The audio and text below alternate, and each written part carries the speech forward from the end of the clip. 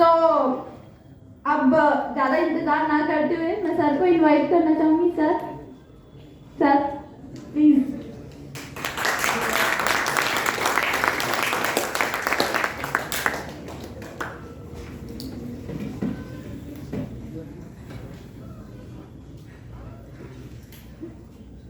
आदरणीय राजेश बादल जी, मैंने उनको टीवी में देखा, आज तक में देखा और बहुत बार देखा। पहली बार मिलने का भोपाल में मौका मिला, इसलिए भोपाल की भूमि को नमस्कार करता हूँ जिन्होंने बादल जैसे पत्रकार को दिया और समाज में एक बड़े परिवर्तन के साक्षी बने। मेरे लिए बहुत एक बात है कि मैं कभी पढ़ा था कि ऐसी वैसी बातों से खामोशी ही बेहतर है, या वैसी बात करो जो खामोशी से बेहतर हो। तो बादल जी के बाद मेरे लिए खामोश रहना ज़्यादा बेहतर था। लेकिन एक परंपरा होती है कि जब कभी आप किसी को इनवाइट करते हो तो कुछ बातें की जाए, और मैं जानता हूँ और मानता हूँ कि कभी भी बात सर का जो उद्देश्य था आपको वो बताने के लिए जो जीवन बनाने के काम में आता है। और हम जब ट्रेनिंग सेंटर में आए होंगे तो कभी जरूर बोला होगा कि आप 21 दिन के प्रोग्राम में नहीं आए हो, 21 दिन में अपनी जिंदगी को रीप्रोग्राम करने आए हो। सो मैं इस बात को करता हूँ। मैं सबसे पहले मैं उन बातों को करूँगा, मैं 2 खंड में अपनी बात को बोलने की कोशिश करूँगा। पहली बात जो बादल जी ने बोला और जो मैंने समझा, तो मैं कुछ बातों को जरूर बोलना चाहता हूँ। कि पहली बात मैं आपको धन्यवाद देता हूँ कि मुझे नहीं पता था कि जीसी वैद्या सीबीएस शुरू किए हैं। मुझे लगता था कि पुरवार साहब की परिकल्पना है, उसके 1 साल पहले हुई है, और सीबीएस की परिकल्पना जीसी वैद्य ने, इसके लिए बहुत बहुत धन्यवाद कि 1990 और 1999 और 2000 के बीच में हुआ था। तो मेरे लिए देखिए क्या होता है, कभी कोई दूसरा आदमी कितना जानता है, इसे गलतफहमी में मत रहिएगा। गलतफहमी गलती से भी भयंकर अपराध है। दूसरा कुछ बातें मुझे लगा सर ने जो देखिए कैसे आदमी बड़ा बनता है। जैसे आप देखिए कि इन्होंने जो बैंक का रेफर किया कि पीएनबी में लोहाना जी का रेफर किया, मेरे लिए लोहाना जी का नाम उन्होंने अमर कर दिया। क्योंकि एक व्यक्ति जब आप काम करते हो तो आप कैसे महत्वपूर्ण बनते हो कि दूसरे के लोगों को स्पंदित करते हो कि नहीं। आज मेरे दीपक कुमार झा बता रहे थे कि उनके बैंक में उनके बैचमेट जो स्टेट बैंक छोड़ के आरबीआई में गए थे और आरबीआई के उच्च पद पे थे, उनको उज्जैन में घुसने में दिक्कत हो रही थी। तो उन्होंने बोला कि मैं तो लौट जाऊंगा, मेरी माँ बहुत वो है और मैं बहुत दिक्कत में हूँ। तो किसी ने उनके दूसरे बैचमेट ने बोला कि दीपक स्टेट बैंक में है, सो एक बार बात करके देखो, क्योंकि दीपक का उनके पास फोन नहीं था। और अल्टीमेटली जिस तरह से काम हुआ उसके चलते उन्होंने उज्जैन से जो इंदौर लौटना था वो भोपाल आए, आके मिल के गए। ये स्टेट बैंक की ताकत है। सो स्टेट बैंक के सर ने जो बात शुरू की कि जॉब को एंजॉय कीजिए, मैं भी इस बात को मानता हूँ। क्योंकि आप एंजॉय करेंगे तो एंड ऑफ द डे में पता नहीं लगेगा कि आपने काम कितना किया। मैं क्यों बोल रहा हूँ, मैं 59 साल का आदमी हूँ और कल करीब रात भर जगा हूँ। एक प्रोजेक्ट पे काम कर रहे थे जो आज अंजाम होगा, और यहाँ दिग्विजय नहीं है, बेचारे आज 12 बजे रात तक बैठेंगे क्योंकि मैं यहाँ आ गया हूँ। सो क्या होता है, तो भी चूंकि मैं जॉब को एंजॉय कर रहा हूँ और चूंकि मुझे मिलना था सर से और सुनना था, तो मुझे लगा कि नहीं, तो जॉब को एंजॉय करते हैं तो उतनी थकावट नहीं दे रही जितने कुछ चेहरों में दिखाई दे रही है मुझे। सो कभी भी अगर जॉब को प्यार करेंगे ना तो आपको अंत में लगेगा कि आपने कुछ भी काम नहीं किया है। तीसरी जो जिस तरह से आपकी तरक्की हुई, उन्नति की, और जिस तरह से आपने, मैं जानता हूं आपको भी कि धारा के विरुद्ध चल के इन्होंने एक अपना एक इमेज बनाया जिसको कभी भी खत्म नहीं किया जा सकता है। और मेरी कविता नीचे पढ़ी है कि मरी मच्छी की तरह धारा के साथ मत बहो, कल्पनाओं खतरनाक होता है कल्पनाओं का मर जाना, मैंने भी लिखा है। सो दूसरी बात मुझे लगता है नियति कभी दगा नहीं देती। कहने का तात्पर्य कि जो कुछ मिल जाए, और मेरे भाई की बातें याद रखिए, मेरा भाई बोलता था कि जिंदगी में संजय जो पाना चाहते हो पालो, नहीं तो उन चीज को पसंद करना पड़ेगा जो तुमको अल्टीमेटली मिलेगा। इसलिए नियति में जो मिलेगा उसमें काम ऐसा करो कि लोग काम को जाने और आपका नाम। और मेरी एक लाइन हमेशा याद रखिएगा कि बोले और लिखे जाने वाले शब्दों में जो सबसे महत्वपूर्ण शब्द होता है वो ये होता है कि है को था बना देना। मैं बहुत अच्छा कर सकता था, मैं ईमानदार रह सकता था, मैं लोगों का भला कर सकता था, मैं गरीबों की मदद कर सकता था, मैं मुस्कुरा सकता था, मैं अच्छा ड्रेस पहन के आ सकता था, मैं थका हुआ महसूस मैं दौड़ सकता था। तो ये बात को है को था बनाया। तो सर ने जो किया है वो मेरे लिए बहुत महत्वपूर्ण है, मुझे बहुत इंस्पायर करती है। सारे लोग जो संघर्ष की बात करते हैं, क्योंकि कभी मैं बोला होगा जरूर कि संघर्ष जिंदगी है, लड़ना उसे पड़ेगा, जो लड़ नहीं सकेगा वो आगे नहीं बढ़ेगा। और मैंने जो लिखा है वो लिखा है, जब दिनकर दिख ना पाएगा, घना अंधेरा आएगा, तो नई प्रकाश पुंज लाएगा, रोशनी वही फैलाएगा। तो लोगों ने लिखा है, इंपॉर्टेंट नहीं है, इंपॉर्टेंट लिखने से बड़ा कुछ कर दीजिए जिसके लिए लिखा है। बादल जी, आप पत्रकारिता के दुनिया में उतने बड़े आदमी हैं जिसके लिए लिखा जा सकता है। सो इम्पॉर्टेंट ऐसे लोग हैं जिन्होंने दोनों काम किया। और जो मैंने पहली लाइन बोली, बोले और लिखे, कोई भी महत्वपूर्ण काम करना है तो दो ही तरह से कर सकते हैं, या तो पढ़ने लायक कुछ लिख डालिए या लिखने लायक कुछ कर डालिए। आपने दोनों किया। तो मैं चाहता हूँ कि एक नाम और जब मैं करूंगा कि करतार सिंह सराभा का नाम मैंने सुना कि जरूर था, तो मुझे अभी एकदम अब याद हमेशा रहेगा, क्योंकि हम लोग केवल 2-4 नाम को बोल के, नहीं पढ़ने के कारण 2-4 नाम बोल के अपनी बात खत्म कर लेते हैं, जबकि बहुत सारे ऐसे लोग हैं जिनको हमको जानना और पहचानना चाहिए। वो लोग जिनके नाम मील पत्थरों पे नहीं दिखाई देते होंगे, लेकिन उन्होंने देश के लिए जो किया है और देश उसको उनको याद करेगा कभी ना कभी। एक चीज मैंने बोला और मुझे एक कविता की लाइन आ रही है कि टूटने वाले मत बनिए। आप लोग से रिक्वेस्ट है कि छोटी छोटी बातों में आज के लड़के या तो डिप्रेशन में आ जाते हैं, या उनको लगता है कुछ भी नहीं जिंदगी में रखा हुआ है। मैं बहुत नज़दीकी से देख रहा हूँ, और जब बच्चों से बात करता हूँ और मैं बहुत मिलता हूँ। आप केवल मत सोचिए कि स्टेट बैंक के, मैं स्कूल जाता हूँ, कॉलेज जाता हूँ, मैं छोटे बच्चों का सबसे बड़ा चीज, जिंदगी कोई फैंटासी नहीं है जिसे एक बार लगातार सक्सेस करके सक्सेस कर, हमेशा सक्सेस के बाद फेलियर हो सकता है। इंपॉर्टेंट ये नहीं है। दूसरा बात है, टूटने से बचने, छोटी छोटी बातें आपको प्रॉब्लम आएगा, अब प्रॉब्लम आएगा और आप उस समय अगर गिर गए तो कभी नौकरी भी जा सकती है। तो गलत काम करने के पहले डरना नहीं चाहिए, क्योंकि हर आदमी का एक नियति होता है, वो कहाँ जाएगा। मेरे लिए बहुत खुशी की बात है कि इसी प्रांगण में एक लड़का चीफ मैनेजर था, उसने बोला कि जिंदगी में बदलाव लाने, और ये याग्निक जी थे जिन्होंने पूछा था कि जिंदगी में, आपकी जिंदगी में किसने बदलाव लाया। तो जब उसने, जिस आदमी को मैं जानता भी नहीं था, जिसने बोला कि संजय सर यहाँ पढ़े हुए, जिनके चलते जिंदगी, इससे बड़ी बात क्या हो सकती है।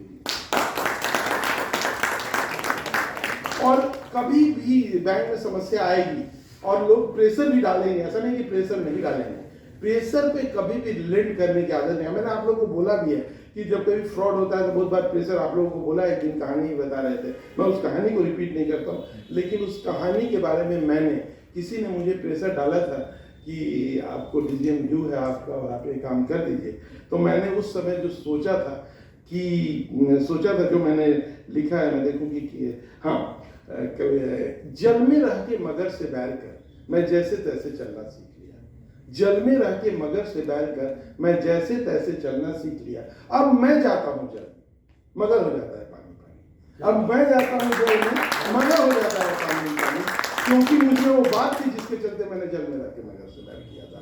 और आज जब किसी एक एजीएम है, डीएमडी बोलता है कि संजय तुम्हारा नाम इतिहास के पन्नों में लिखा जाएगा, तुम साधारण आदमी नहीं हो, तो ये छोटी मोटी घटना नहीं है।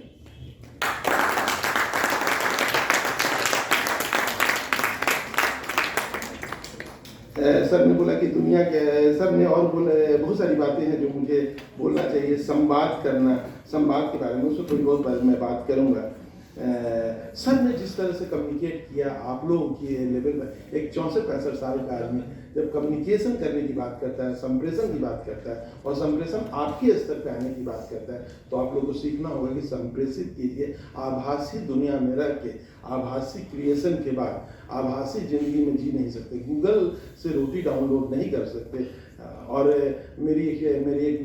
कभी मैं स्टैंड अप कॉमेडी किया था, तो मैंने लिया था कि खुशी, मैंने बोला जिंदगी में खुशी नहीं है, तो दोस्त ने बोला गूगल में ऐसे देखो, तो मैंने गूगल किया, डाउनलोड किया, मुझे 8-10 खुशी मिल गई, उसमें 4-5 से मेरी दोस्ती भी हो गई, और उसके बाद ओवर ड्राइंग, जो मेरा क्रेडिट में बैलेंस रहता था ओवर ड्राइंग होने लगा।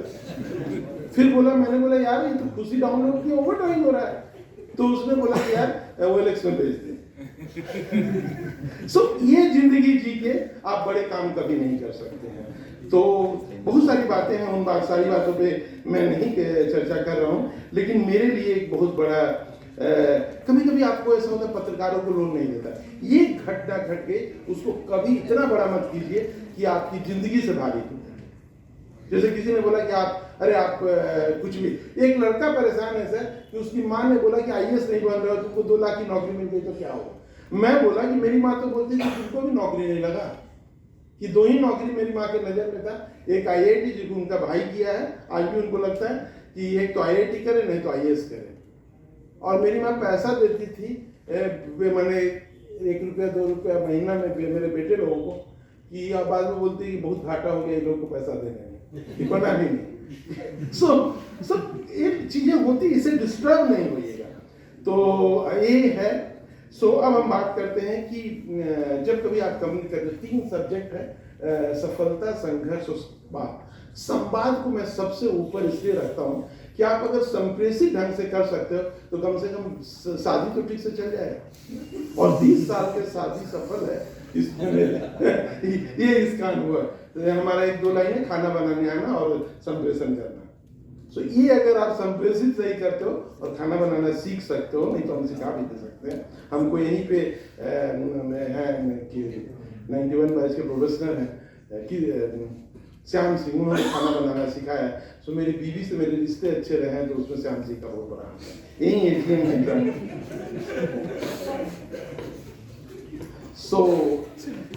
जब मैंने आज कल भी कभी किसी दिन बात कर रहा था तो मैंने बोला था कि स्वयं के दीपक भव, जो बुद्धिज्म से लिया गया है, तो आप क्या जलने के लिए तैयार हैं, और जलने का जो कॉस्ट है पे करना पड़ेगा।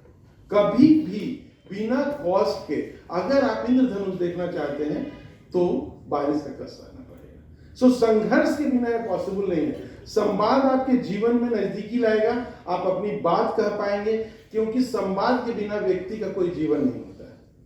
संवाद खत्म होता है तो हम लाश बन जाते हैं, और उसको संजय कुमार नहीं बुलाया जाएगा, लाश को हटाओ एक चीज समझिएगा।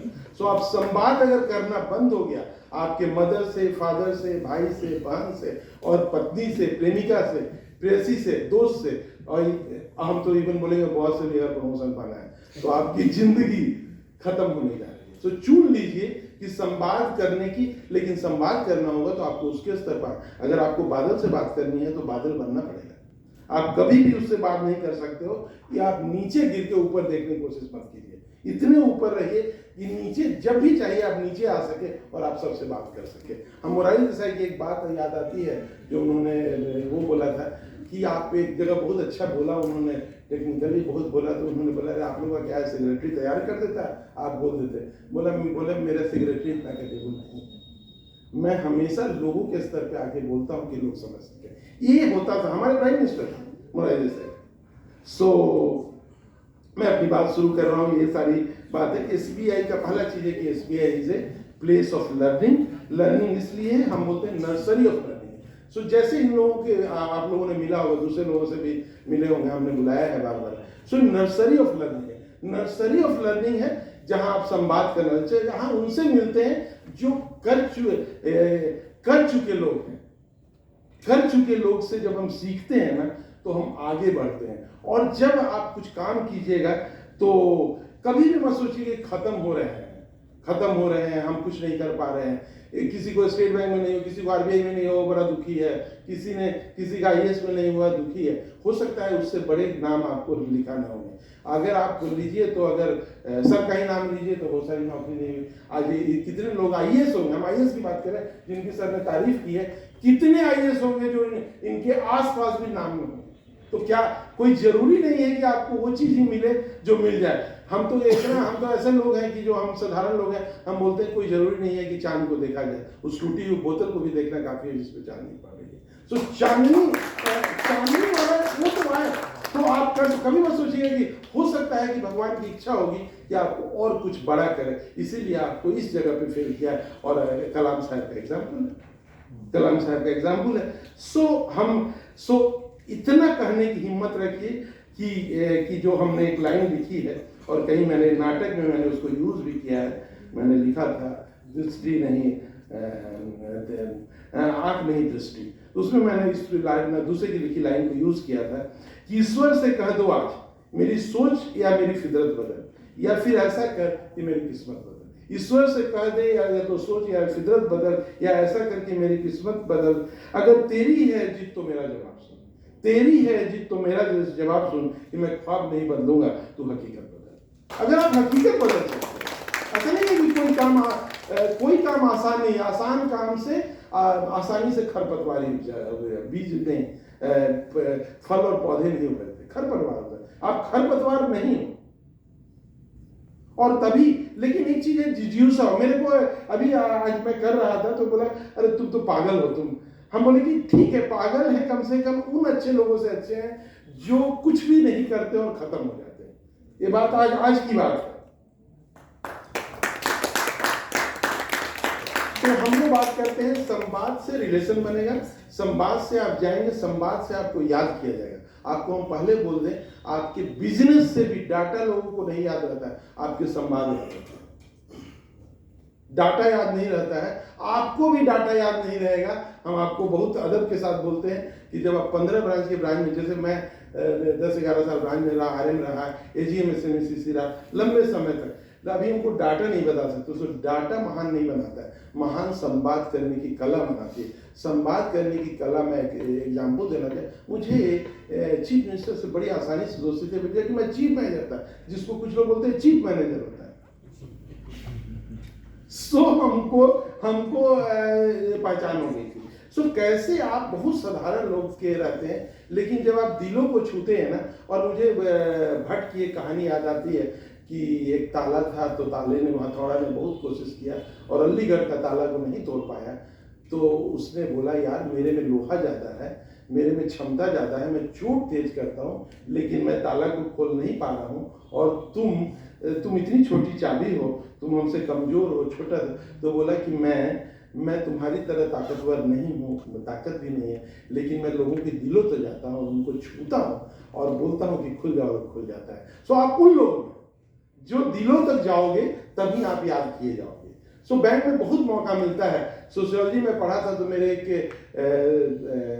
चेयरमैन, मेरे एक चीफ जनरल मैनेजर हुआ करते थे, तो बोले कि सोशियोलॉजी अगर तुम पढ़े हो तो intelligent person are those who can relate seemingly unrelated thing. जैसे न्यूटन ने पेड़ को फल को गिरते देखा और न्यूटन ऑफ ग्रेविटेशन की परिकल्पना की। जेम्स वाट ने उसकी परिकल्पना की। तो मैं बोलूंगा कि वो चीज मुझे, वो एक लाइन उनकी, मुझे जब पाली में काम किया, जब गाड़ेवाला में काम किया, तो मुझे लगा कि जो 5% पर मंथ में गाड़ेवाला में लोन चल रहा है वो गलत है, और उसके लिए काफ़ी काम किया। और आज गाड़ेवाला जैसे गांव की ब्रांच, बड़ी ब्रांच से 500 करोड़ रुपए के लोन पे काम कर रही है। वो भी एक था कि एक परिकल्पना थी जो हम बात है। गाड़ेवाला जो कि आपको भोपाल की बहुत कम ब्रांचेज होंगी, 1-2 ब्रांच होगी जो 500 करोड़ से ज़्यादा बिजनेस केवल एडवांसेज करती होगी। ये छोटी मोटी घटना नहीं है, और इसके लिए आपको याद किया जाएगा। आपको कार्यों के लिए याद किया जाता है। सो हम बोलेंगे कि जो भी आप छोटी सी कहानी लीजिए, अगर संघर्ष की बात लीजिए, तो हमको सुबिन जी ने एक कहानी बताई थी कभी, और कहानी मैंने बताई थी पहले, मैं पढ़ी जरूर थी लेकिन मुझे याद था कि सिल्क वॉर्म जो होता है, वो सिल्क वॉर्म को देखा कि बेचारा बड़ी कोशिश से निकल नहीं पा रहा है, फड़फड़ा रहा है। तो किसी बच्चे को, आपके जैसे पहले बच्चे को दया आ गई और उसने सोचा कि अरे ये तो बहुत दिक्कत इसको हो रही है। उसने क्या किया कि उसको काट दिया, वो खुल गया।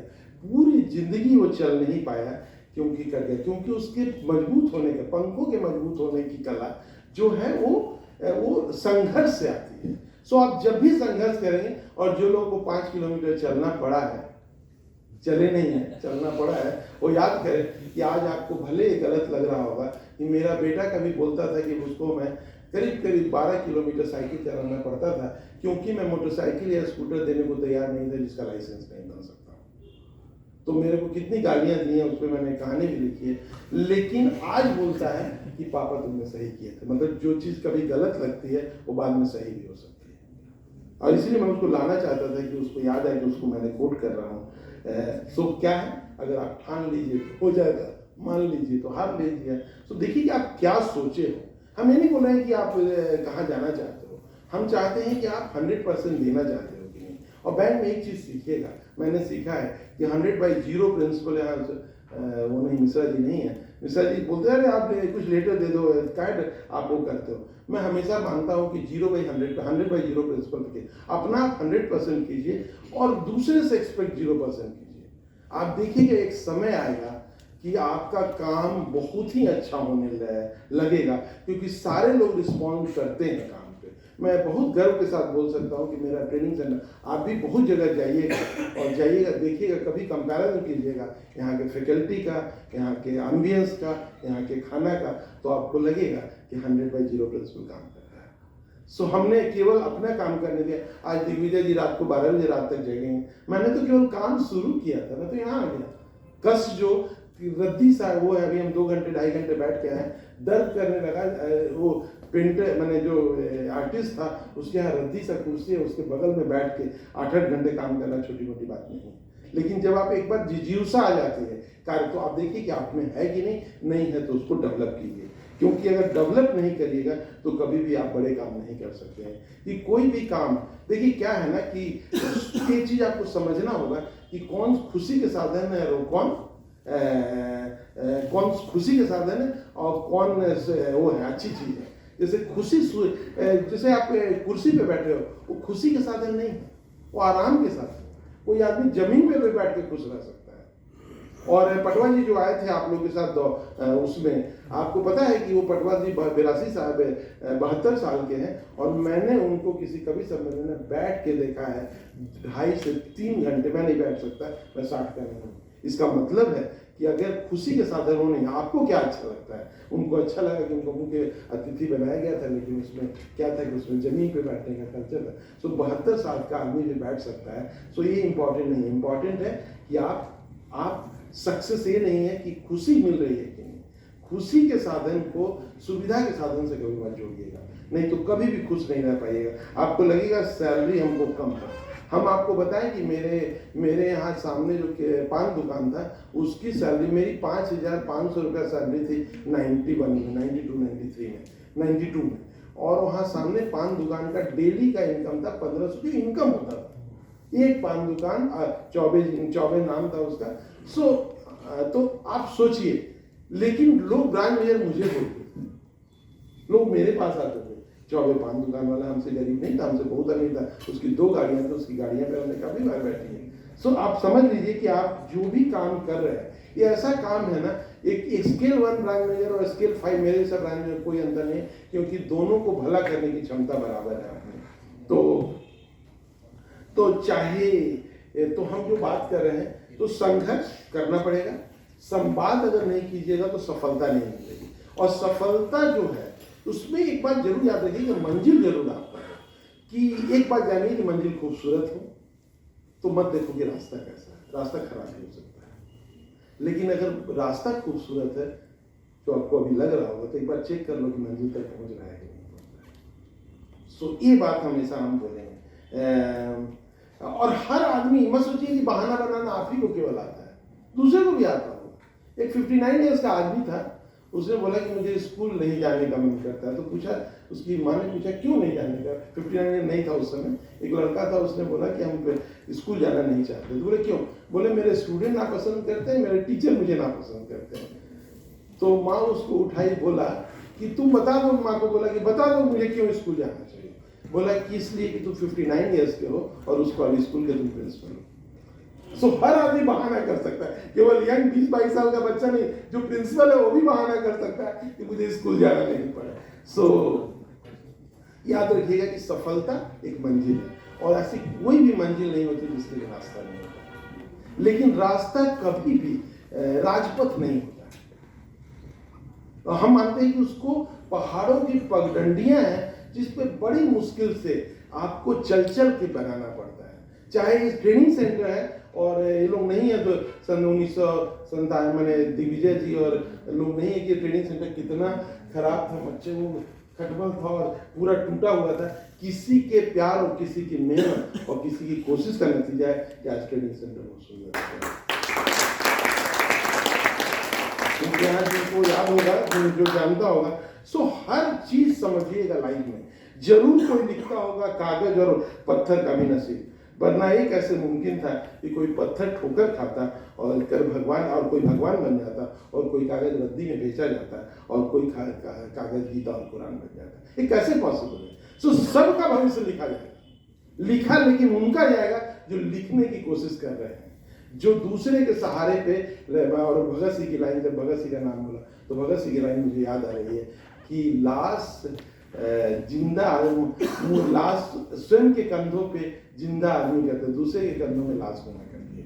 सो आप क्या हो, ये चीज आपको जानना होगा, क्योंकि मैं मानता हूं कि आप लाश नहीं हो। और हम लोग क्या होते हैं ना कि सर ने एक लाइन बोला था, मुझे याद था कि लोग बोलता है कि आप जब तक जिंदा हो तब तक आपको याद, जिंदा ही कौम को याद की जाती है, जो बोलते हैं, जो संप्रेषण करते हैं। और मैंने बैंक के बारे में कभी बोला करता था कुछ लोगों को देख के, 2007-8 में बोला करता था, we die at 40 and buried at 80।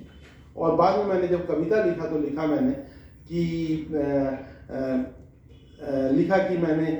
जब मुझे आग में ही जलाना था तो क्यों न लाया गया है, मर तो मैं कब का गया हूँ, आज तो बस जलाया गया हूँ।